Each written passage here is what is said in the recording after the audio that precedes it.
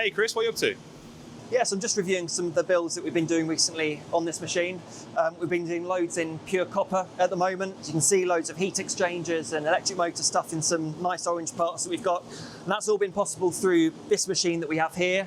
So this is our dual laser custom AMCM machine. This has got two lasers that can go up to 1.2 kilowatts each. And it's fantastic for parts in crack prone materials and materials like copper. So if we come back to have a look. So what we've been testing out is some really cool lattice designs. You can see stuff like that, you know, the kind of design that's only possible through additive manufacturing.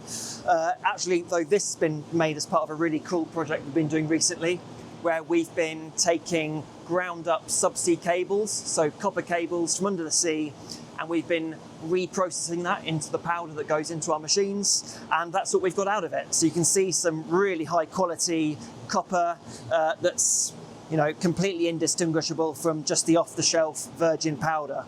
So fantastic for making sure that we've got a solid supply chain of copper material. We're not having to mine any new material out the ground, but in fact we can reprocess everything that's, you know, going to be scrap or disposed of any other way, which is fantastic.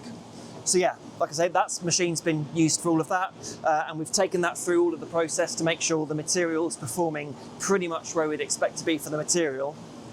And in the future, this is where it's going to lead us. So this is a part that we've already built.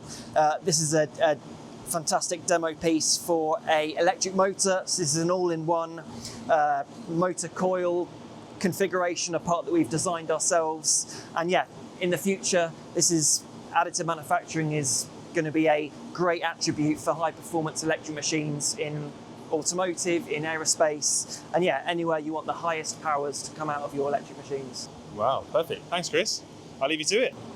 Thank you.